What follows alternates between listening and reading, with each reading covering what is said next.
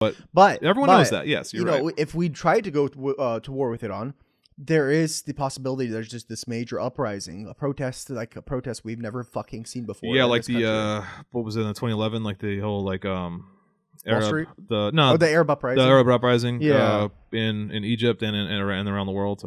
Yeah, something like that. Like so, I think this like Arab and Muslim kind of. I think it's just in America. Just the people in America. No, I mean, no, obviously it's going to be everywhere. Right. But I'm saying, what would happen to the people in America? Obviously, see that this is a fucking scam. We don't want to go to war with Iran. No more war. Yeah. A lot of conservatives don't want war, right? And so, if we do we're going to go to war with Iran, I can see the biggest protests that ever happened in American history. Mm-hmm. Upload, and there would be just fucking riots. There's so many scenarios to it, right? That would be the kickoff to the 1917 style revolution. Yeah. You think is that our end? Is that the segue? That's the end. Oh my god. Yeah. I don't think we're quite there yet. I think that could be the trigger to start the process. Yeah. I still think we're a few years down that road if it ever happens. But I don't see the U.S. actually doing anything. Yeah. Because if there is actual U.S. intervention, major U.S. intervention, I'm not talking about sending arms or sending more bullets or crazy fucking weapons. But actually, I'm talking about another Iraq style and Afghanistan style invasion. I'm talking about there's bases in the Iraq that sends off missiles into Iran. I think that would be. Hey, here's just one. Fuck, dude. Sorry, guys. I don't know what the fuck is going on today, but one of our cameras just fucking blacked out pretty much. So we're going back to one camera here. As we were talking about, there'll be full uprisings, I believe. Yeah. Right. So if there might not be a world war, I think we could possibly protest so much. They're okay, maybe we back off. There's that possibility. I'm just pointing out all the scenarios that could happen. I would counter that with, and this is a good segue to the No Kings protest that happened last Saturday, the 14th. That was, I think, one of the biggest protests America's ever seen. Certainly one of the biggest protests most cities have ever seen. There was something, I think, approximately 70,000 people marched in the city of Seattle. Biggest protest in Seattle history. And most cities had, by and large, they were peaceful protests, and they were some of the biggest protests America has ever seen in every major city. Yeah. For this whole No Kings Day. It was on the 250th anniversary of the Army, and it was it was also happened to coincidentally be Trump's birthday. Oh my god. So he held that military parade. Yeah, No King's Day, whatever. Yeah, so that was the whole No King's Day. And I went. I was there downtown in Seattle. I wanted to check it out. I wanted to go see. So I got kind of geared up, ready for a little spicy action, because there's been a lot of anti-ICE protests, which we should talk about later too. There's been a lot of anti-ICE protests that have gotten a little spicy. There's been quite a few arrests in Seattle. There's been tear gas and rubber bullets and pepper sprays back and forth, whatever. So I went down there kind of expecting that. I went and I was wearing my blackout gear. I had my mask. I had my goggles. I had a first aid kit. I had snack meat sticks. So you didn't wear this? I didn't wear. No. I wouldn't wear this to a liberal protest. Yeah, I wouldn't scare. I wouldn't want to scare the libs. I mean, I wouldn't. I don't recommend looking this militarized to any protest. You shouldn't look like this to any American protest or any protest, because it's just antagonistic, and it's not a good look. And I don't really care so much about optics, but you also don't want to look like the guy who's gonna do the thing. Yeah. You want to be able to do the thing and have no one know you've done it, right? Mm-hmm. So what I'm saying is that you should never open carry a gun. You should never open carry a firearm. Yes. You should always carry a firearm, but it should always be concealed. So get your concealed weapons permit if you need to in your state. Some states don't require them, but Washington does. Go if you live in Washington, get your weapons permit. Always have a weapon on you, but nobody should ever know. Yeah. You should always be inconspicuous, and you should always be low key, nonchalant, as the kids say. Yeah. And if you ever need it, then it's there. But you don't ever want to look like this. You don't ever want to look like you're the guy who everyone's like, "Oh, that guy's got a gun." Yeah, that's a dumb way to live. Absolutely. Anyway, my point to this whole thing is that was the biggest protest, or one of the biggest protests America had ever seen. Fuck all was accomplished. Absolutely zero was accomplished. 70,000 libs in Seattle went downtown, walked a mile for a couple blocks, and then went home. And I know because I was there. I didn't even see police there when I was there. That's how tame this was. And if you have, well, it was a registered one. It was a totally registered. This was the one that we talked about. Oh, we actually didn't, because that episode hasn't been released yet. But on the next episode that's coming out, we talk about this protest a little bit, and we talk about how it's funded in large part to the Walmart heiress, the one of the daughters of the Walton family dynasty. She's the one who is backing this protest. So it's this is a completely paid And so I don't know. I went and I was kind of talking to you about it. There were people there with signs that were like, and I'm sure if you've on any kind of like social media, you've seen some of the images coming out of this protest, and the libs are just patting themselves on the back for like this protest, and it's like I'm just like, you guys, this changed nothing. This changed absolutely nothing. It did nothing. Trump didn't even notice it was happening. Yeah. Like, why are you patting yourselves on the back? Now, if you had taken those 70,000 people, marched to like the local National Guard station and armed yourselves, and then taken the Capitol, or then like taken to the ICE detainment center and like freed all the detainees, like real John Brown that shit, like, then that would have accomplished something and I'd be applauding you. But you didn't do that. You just walked in a circle and then went home. And I want to say, I'm not saying you should do that, but I'm just saying that if you were to do that, then something would be accomplished. Take that how you will. But nothing will be accomplished until that's something that you do. There were 70,000 people, give or take. That's what the news is saying. That is a massive force. There is no police agency, sheriff, military, ICE, whatever in Seattle that could defend themselves against 70,000 no, absolutely marchers. Not. If you march absolutely your way not. and you just barrel through, but they're not worried about it when you're walking around with the fucking portrait of Hillary Clinton. There were signs of Hillary Clinton. There were all the signs of like, oh, I should be at brunch right now or whatever. And it was just like the most lib-coded thing I've ever seen. And I was so frustrated there. I left early. Like, I was in the march and I was just walking around and they were just chanting like, no justice, no peace, whatever. Which like, it's fine. That's a fine channel. I'm not talking shit about that. But it's just like, I came here to throw down with police, and like, that's not happening. You know what I mean? I'm going like, I went and I got some Dick's hamburgers and I went home. I'm like, what am I doing? I'm gonna go like home. I'm gonna go hang out with my dog. This is useless. Go play some Call of Duty. Yeah, I'm gonna go play some fucking Call of Duty, dude. It's like, I don't know. It was just such a waste of time. And like, you know, there are actual protests that are happening in downtown in Cal Anderson that are like anti-ICE and anti-war and stuff. Yeah. Those are worth going to because those actually like have a message. Saying like, again, I hate this. I just hate anti-Trump messaging. If you're just anti-Trump but you're still pro-Biden or pro-Harris, then you're not really anti-Trump and you're not really pro anything. Yeah. You're not pro the future. And that was the really frustrating part is there was like at the park where everyone staged before the march, there were some speakers there. And I don't like, one of them was like a local councilwoman and one of them was like one of the No Kings, like organizer, whatever. Anyway, they're just ideologically incoherent because the speech they were talking about was like, you know, class consciousness and like unions and stuff, but then like democracy and like supporting progressive candidates and stuff. And it's like those two things are fundamentally opposed to one another. If you support Democratic candidates, you are not supporting unions or class consciousness. Yeah. If you support unionizing and class consciousness, you cannot support a Democratic candidate. Yes. Those two things are completely mutually exclusive. I do have to say is like there are a lot of progressive candidates that would be a fine choice to like vote for if there's no other.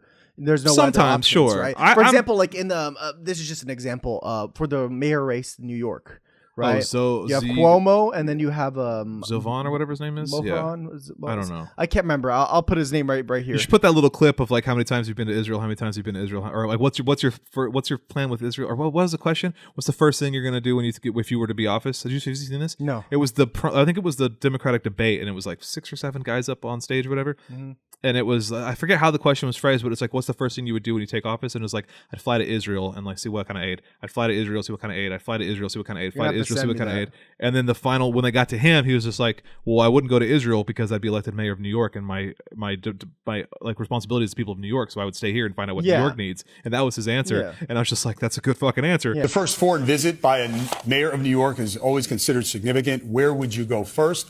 First visit, I would visit the Holy Land. Given the hostility and the anti-Semitism that has been shown in New York, I would go to Israel. Yeah, I'd make my 4th trip to Israel, followed by my 5th trip to Ukraine, 2 of our greatest allies fighting on the front lines of the global war on terror. I would stay in New York City. My plans are to address New Yorkers across the 5 boroughs and focus on that. Would you visit Israel?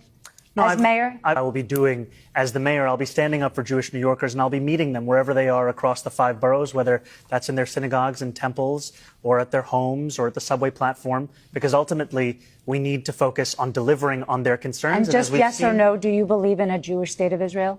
I believe Israel has the right to exist.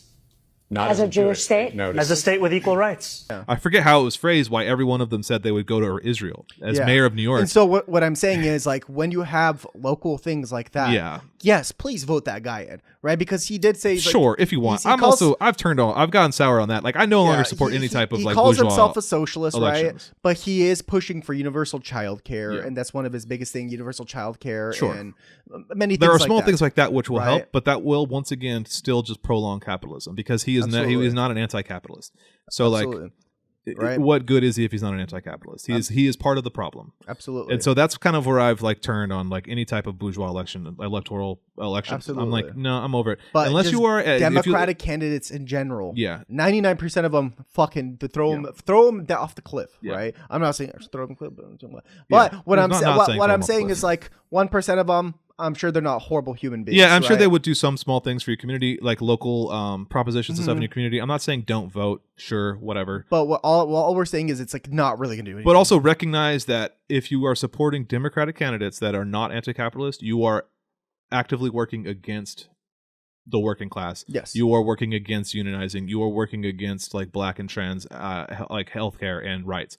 And I know that like that politician may say that they're for black and trans healthcare, but they are not, because they're a Democrat. Because capitalism is anti-trans, capitalism is anti-black, capitalism is anti-working class. And if these people are pro-capitalism, then they are fundamentally opposed to those things. Absolutely. You cannot be both. And like it's really important for people to understand that, and liberals just fundamentally don't understand that. And that was the most frustrating part of that No Kings, is it was just completely ideologically, it was just babble. It was just, they were toddlers. Ideologically, they were toddlers. Yeah. They were talking about working class and then talking about like, one of them was like, it was Father's Day, that was that Sunday, the next day. So where was my progressive papas and my democracy daddies or whatever? And it's like everyone cheered, all the dads cheered, all just the liberal dads. And I'm just like, you guys, this is why we're losing. That's gonna solve fucking homelessness. And like this is why the Republicans are winning, for what it's worth. Yeah. I don't know. My god, man. So throw them off the cliff too. So to your point, throw them off all. Throw everybody off the cliff. To your point, everyone throw in me off the cliff. Throw them all in the gulag, man. Stalin did nothing wrong. So to your point is like if there is like some big military action and there is these massive protests, would that do anything? That depends. That depends on if you go to Harper's Ferry and take all the guns, the John Brown style, and then do something with that, or the march on, even just like the march on Bastille, like that was a march on Armory, which kicked off the French Revolution, right? Like these things, that's what you need to do to accomplish something. Just walking in a circle and then going back to your home isn't actually going to accomplish anything. So just keep that in mind if you're going out for a protest.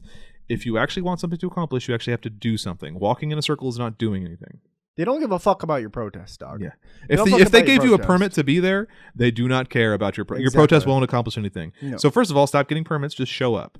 And then when the police show up, fight the police. And then win from the police. Like push back them down. There is so many videos coming out of LA and all of these big cities of like people pushing back the police, people winning these wars. Like they're going up against like ranks of riot shields and then ranks of like people with umbrellas and stuff. And the people with the umbrellas are winning because you outnumber them 1,000 to 1. Yeah. I forget what the stat is in Seattle, but can you imagine building like a contraption where it's like a 10-person wall? You put it down, you unfold it in front of them, and it's like almost like a shield where like it goes over the head and from the sides. Describing a Roman phalanx. Yeah, basically a Roman phalanx, and just start pushing. Yeah, right. That would be so. Come on, man, that would be so dope. It starts with a T. There's a Roman phalanx where they have the one shield on the front and the one shield up above them. Yeah, so it starts with a T. I forget what it's called, but it's a Roman formation.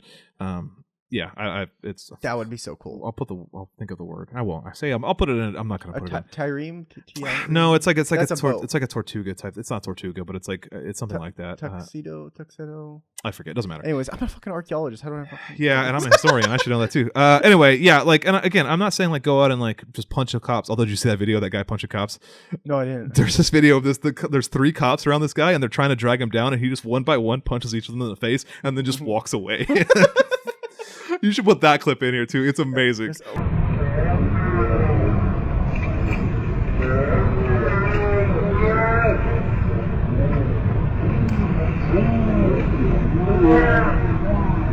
That guy, I reposted that guy on my Instagram story, and I was like, "This is who I want to be when I grow up." And it's just this guy. He's just punching cops. So he punches this lady cop in the face. He punches this dude cop, and he punches this other dude cop, and he gets like some solid just like he haymakers. He haymakers them, and then he just kind of like walks away, like power walks away while they're just like, "Ugh." And I don't know what happened to him because like that's a fucking felony. Like don't punch a cop. Like they will shoot your ass if you punch a cop. Yes. They did not shoot him.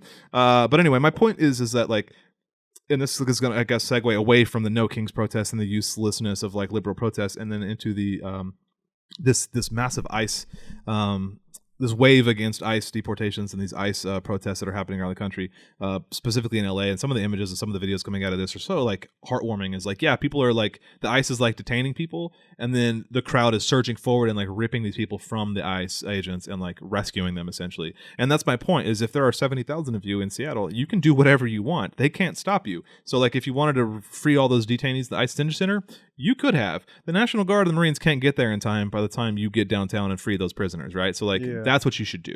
And I am unequivocally advocating for crimes right now. So like fucking take that how you will, but like that, I mean, I'm just sick of like this fence sitting and this liberal kind of like pearl clutching and hand wringing. Like if you want something done, like that's what's going to happen.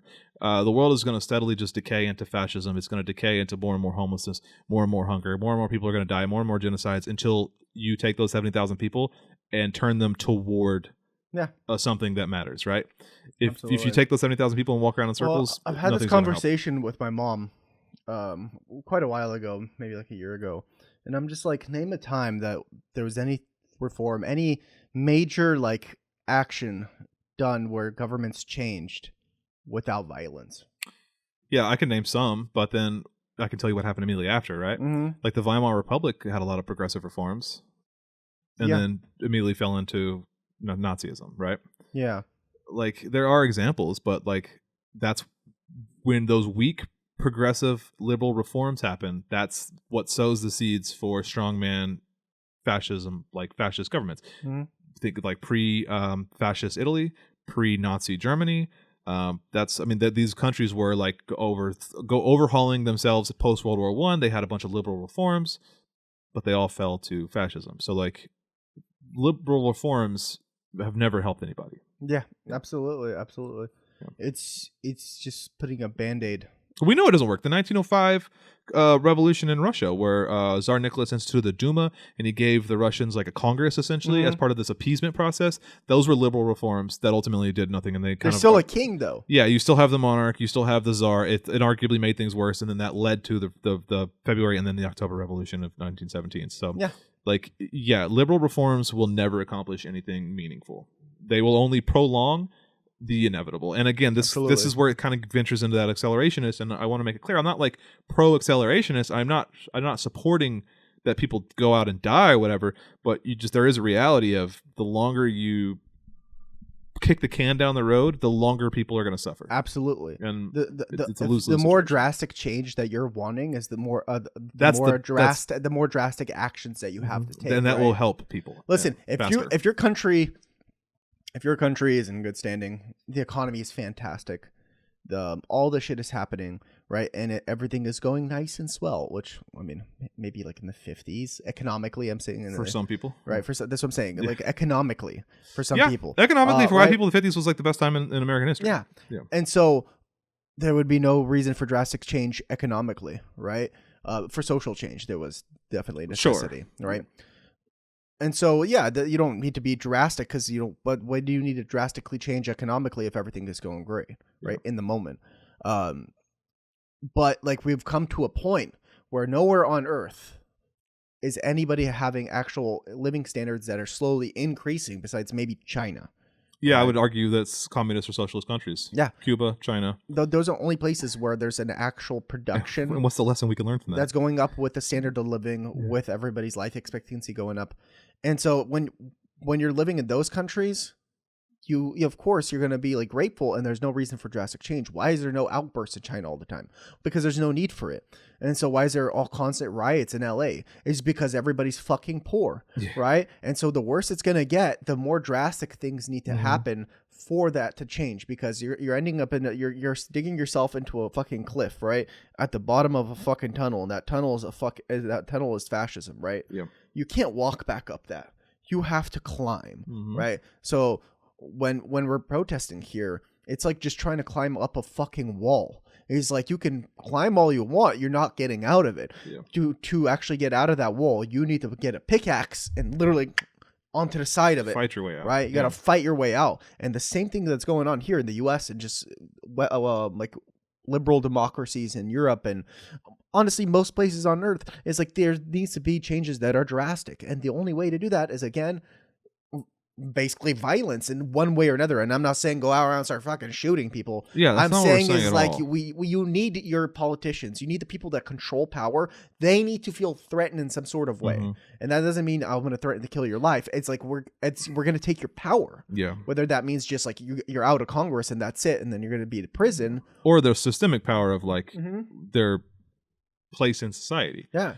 But not like physically. Like, there's so much we didn't talk about. Like, there's the all those Minnesota lawmakers that were assassinated. Dude, that was fucking wild. That's crazy. Yeah, a guy posing as police and going around just assassinating Democrat lawmakers, and like, that's just more MAGA wild. It's already washed. Everybody already forgot. Everybody already forgot about it, man. Already forgot that there was literal targeted political assassinations of state lawmakers in Minnesota. Like four were targeted. I think 2 were killed. Well, imagine this happened 10 years ago. This would have imagine been that happened to a Republican. That we would be at war. The Democratic Party would be outlawed already if that had happened to Republicans. Absolutely. And that just again goes to the weakness and like uselessness of Democrats, is they're so fucking toothless that they will literally let themselves be assassinated and do nothing about it, and they will just cry about it instead of doing something about it.